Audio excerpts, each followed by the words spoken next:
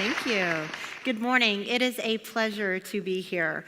I love Project Echo. I am a walking Echo commercial, and I think I have a problem because every conference I go to, I really try to shut it down and not dominate the conversation about Echo, but it happens. So thank you. So I'm going to start this morning out with a very important question. Am I the only one who's ever wondered why Disney stories insist on writing tragedies that often involve parents? Mufasa, father of the Lion King, dies a tragic death. Bambi's mother, killed by hunters. The evil queen orders the murder of her stepdaughter, Snow White. I gotta wonder, what was going on in the minds of those scriptwriters? If Alicia worked for Disney, Alicia would rewrite those stories. So unfortunately, tragedies just don't happen in fairy tales. They happen in real life as well. I'm certain every one of us in this room know of a real life situation that we sure wish would have gone a different way. What if there was a possibility to rewrite those stories? Well, most of you in this room know, but for those who don't, that possibility is a reality because Project Echo has been rewriting stories since 2003. The proudest moment of my professional career was when Dr. Kristen Soul pulled me in her office and invited me to be on the Echo Autism Hub team at the University of Missouri Thompson Center. I left her office so excited because I knew this was it.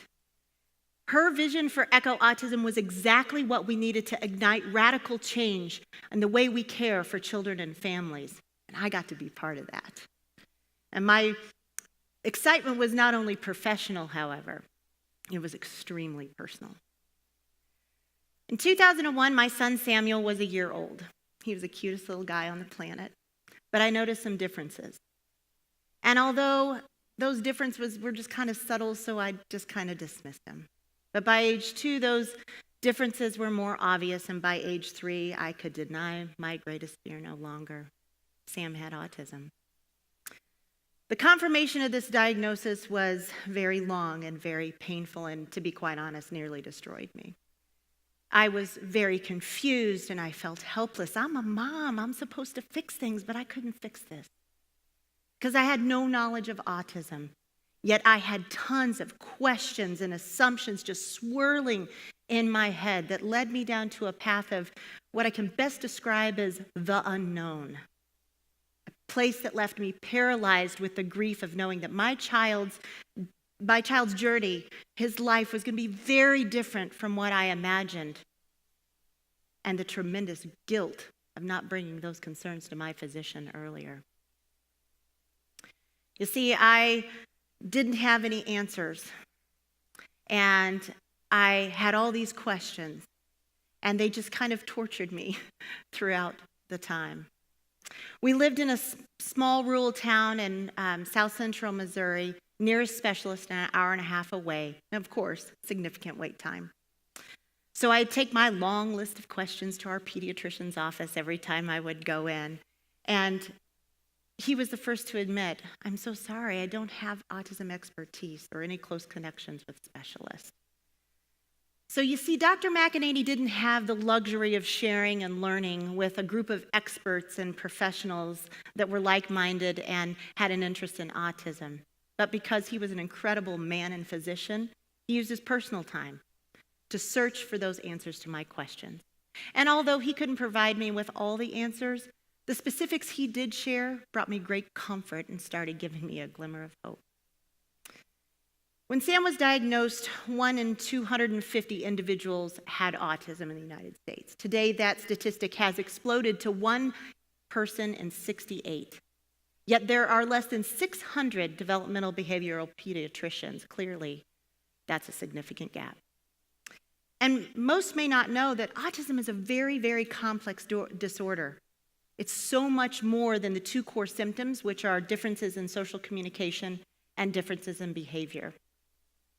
Autism has many co-occurring medical and psychiatric conditions associated with this disorder, not to mention it affects every member of the family.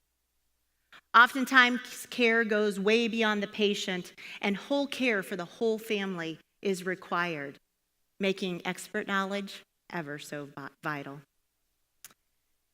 Echo Autism in the past 2.5 years has truly revolutionized the way that we care for children and families with autism.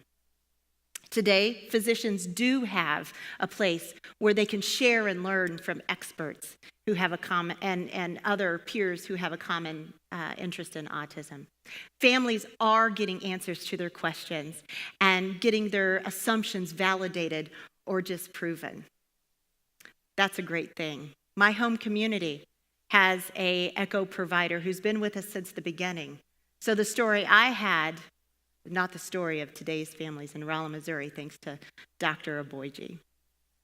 We started out in 2015, and we launched a pilot study, and we learned that Echo Autism was an effective model to increase knowledge of practitioners, allowing them to, and confidence to treat these patients, allowing them to better screen, refer, and manage these co-occurring conditions.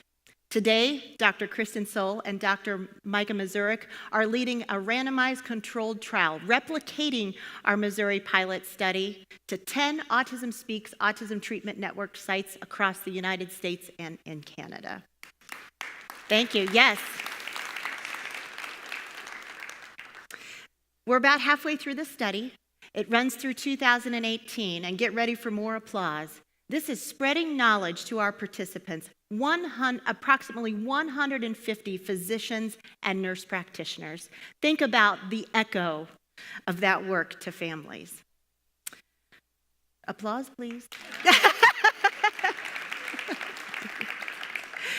Another thing to know about autism is it doesn't discriminate. It affects individuals and families all over the world. So in addition to partnering or mentoring our study sites, we are very dedicated to mentoring sites across the globe. If a group wants to know about autism or spread autism best practice care to their communities, we will freely share what we've learned and our resources, so you don't have to reinvent the wheel. You can start rewriting stories today. We also know that early childhood is the most critical window for intervention success. But kids are waiting up to 18 months on a wait list. That's nearly criminal. So we started thinking, could the ECHO model allow us to coach and mentor community practitioners to evaluate and diagnose autism?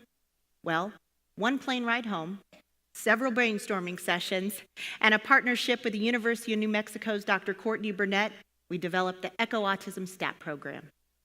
Today, a group of Missouri physicians, 18 of them, are not only have expertise in autism, but they are able to evaluate and diagnose a cohort of children with the most obvious autism symptoms between the ages of 14 to 48 months. This is really exciting for these families. This would have been the window that Sam was in, and I know that it would have been a very different story had we had this program. So I'm extremely proud of that. So today, my Sam is 16. He's the tallest one in the family. I'm missing a daughter in this picture, but he's taller than her too. And he inspires me to be a better person every single day. And although I have a lot more knowledge than I did at the time of diagnosis, the truth is autism is a lifelong journey. Each phase brings a different set of questions and assumptions that always will require support from professionals with autism expertise. That's why I'm so thankful for Dr. Kristen Sohl and her very bold vision for how stories are to be written in the future. This not only makes a difference for my family moving forward, but endless families, infinite families.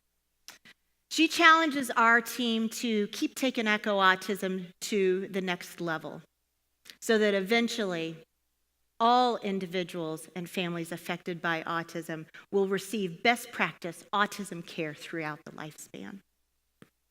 You see my story 14 years ago? It's not the story of today's families. Project ECHO has given us the power to rewrite those stories. So I want to leave you with a challenge.